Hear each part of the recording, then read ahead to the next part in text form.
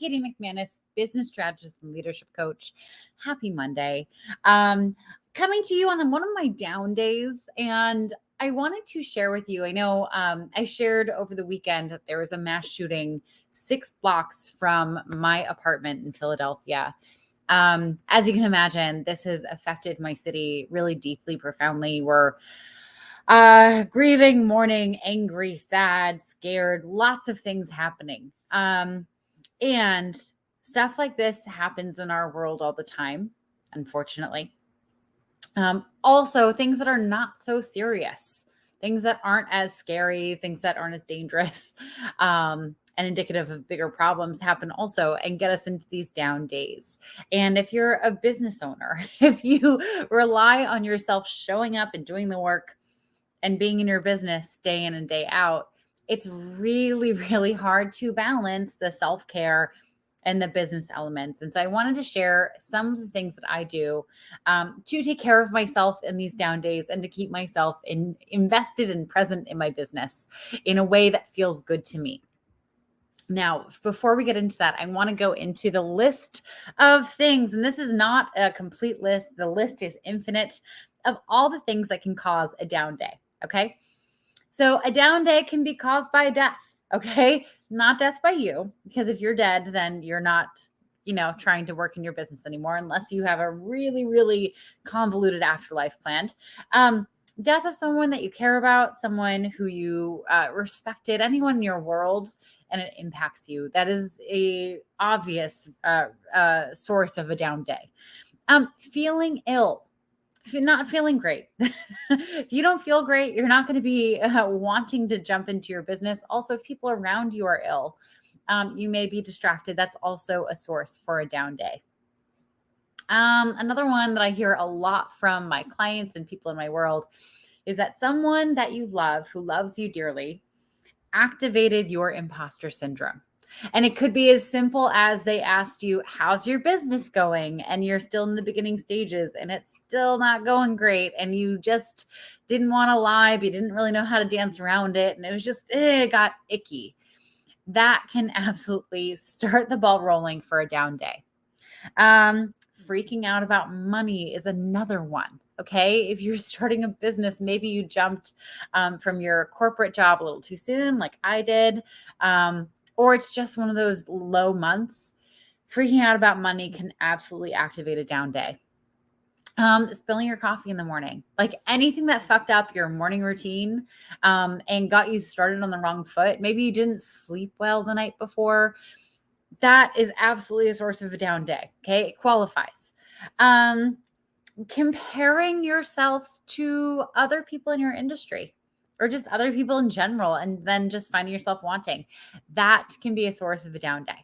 Okay. Let's not do that. That's not the best thing to do, because you are the only you that's out there. You're not comparable to anyone. That's another story. Having a fat day. I don't know if men go through this, but women, like, there are days where we're like, this is a thin day and things are going to be excellent. There are also days where like, oh my God, I feel so fat. I just feel not good. That can absolutely start that little downward spiral. So just normalizing it for you if you have those days. Yeah. PMS also for women, I don't have to explain anymore. That is a source of a down day. Also for women, worrying that your period's late, that can be a source of a down day. Yeah, won't go into the details of that. I can pretty much trust that you understand. There being a major world event, like a pandemic or a war, or, there being major supply chain issues and it affecting you, that can absolutely cause a down day. And I think we've experienced a few of them in the last couple of years. So full permission there. Last one is a personal one for me is that the last Mrs. Maisel season absolutely sucked. And it really pissed me off because I I love that show. It is so disappointing. Anyway, so all these things and so many more can cause a down day for you. And a down day is just where you just don't feel like doing it, or you're sad and you have a lot of emotion coming up and you need to take care of yourself. Now, I'm not saying you have to push yourself through it. That is absolutely not what I'm saying. But if you run your own business, there are going to be things that you're going to have to check in on every day. And so on these down days, if it only happens occasionally, I want you to give yourself permission to, number one, take a break. You're not stopping, but you're taking a break. You are giving yourself a breather from putting yourself through the normal workflow so that you can take care of yourself and get some rest, okay? Because when one of these things happens, our nervous system starts responding as if there's an immediate threat to us, okay? And it can be really easy to want to like just charge through it.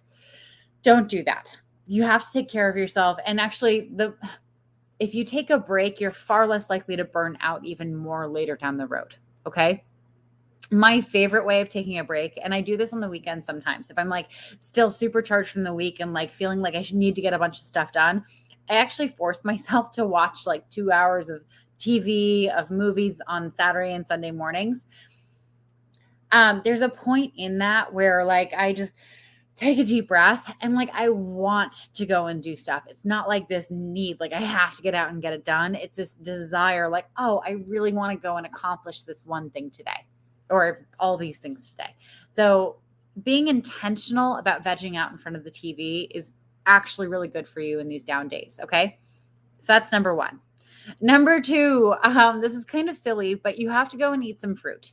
Okay. Or some vegetables, whichever one you like best, because when you're depressed, when you're in a down day, when you're like having like kind of a mopey day, your instincts are going to be to go for unhealthy food.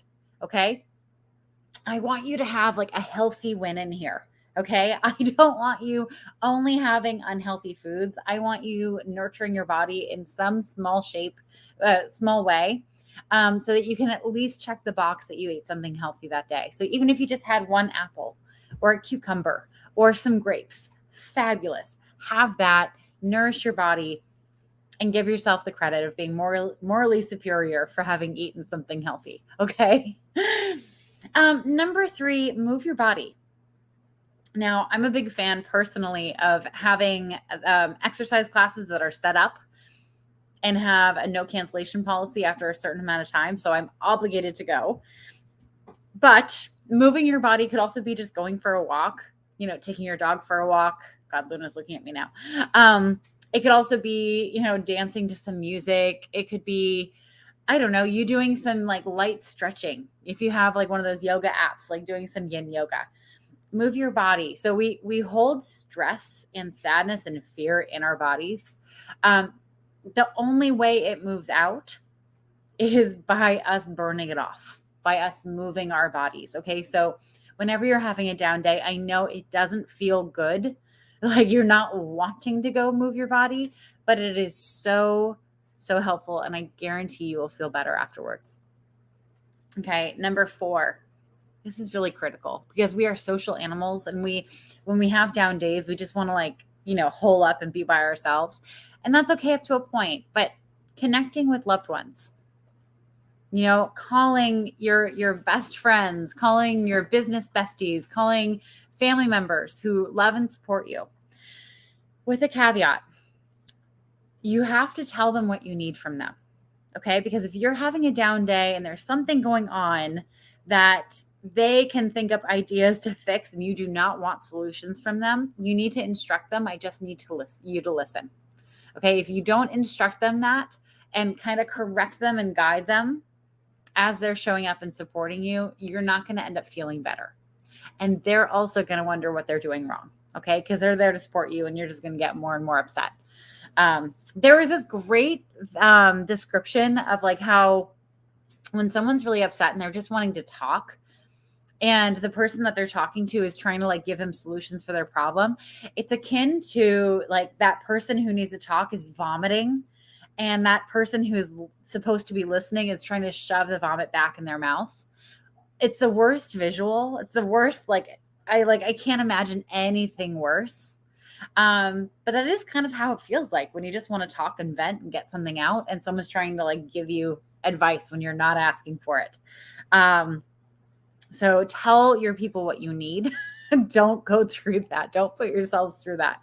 Hi, Gabriel. Welcome. Good evening.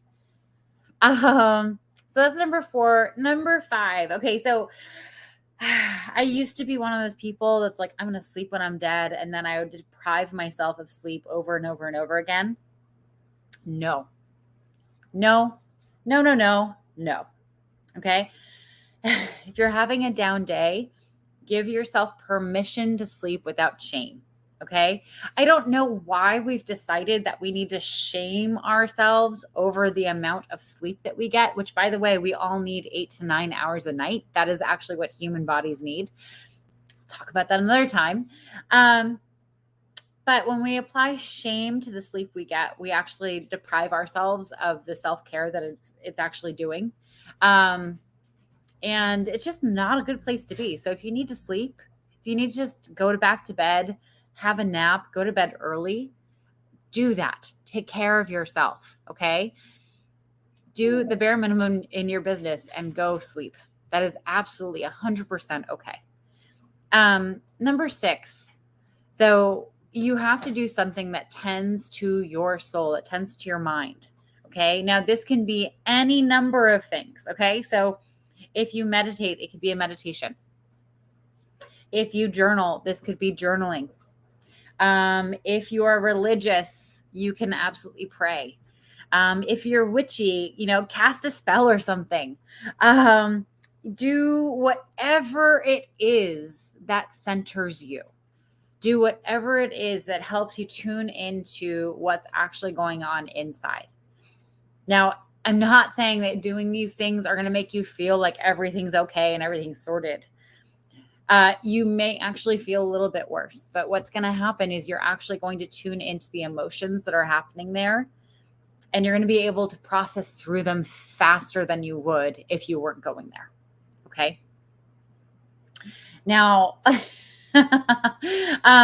last but not least, this is number 7, kind of a bonus one. You need to do something that has you like up at that high vibe, high frequency. Okay. I'm not saying you have to stay there, but you have to do something that kind of delights you, that gives you that energy boost. For me, it's going live. For me, going live, I always get this high after going live, and it really does give my spirit a boost, which is why I'm here today. I'm having a down day, and here I am going live with you all. For you, it could also be like, I have a really fun time now, like posting reels, so doing something that like is fun and makes you laugh. Being kind to other people. And I don't mean like the social media, like going on and like commenting and complimenting everyone. I mean, going out in the world and holding the door open for the little old lady who has 3 bags and a cane. I mean, saying hi to people on the sidewalk. I mean, genuinely showing up and paying it forward. Because when you're in a down day, it is so easy to start thinking that the world is a shit place to be. And why do any of us do this? And we should all just go and live alone in a cabin in the woods and be away from everyone. Believe me, I've been there today. But when you go out in the world and you're kind to other people, that kindness gets reflected back. And you have interactions that are sweet and kind and show you the richness of the human spirit and our ability to uplift each other in our darkest moments, even when we have no idea that the other person is in those dark moments. Okay. And if you're needing it for you, I guarantee you there are people out there in the world who are needing it for them. And you get to start that little cycle right there by being kind first. That's all I have today. I would love to hear from you. If you've had a down day, what was it about? What did you do to make yourself feel better? And if you're going to do any of the things on this list, I'd love to hear what you did and how it made you feel better. Let me see. Paul, it just has to get you pointed closer to where you want to be. The momentum will eventually take over. Yes, 100%. Exactly. Anyway, that's me. I'm about to take Luna for a walk. We're going to go to the dog park. Ooh, that got her attention. Anyway, thank you all for tuning in. Paul and Gabriel, thank you for commenting. I hope you're having an amazing day, and I can't wait to be live with you the rest of this week. All right. Katie McManus, business strategist and leadership coach. I will talk to you all soon.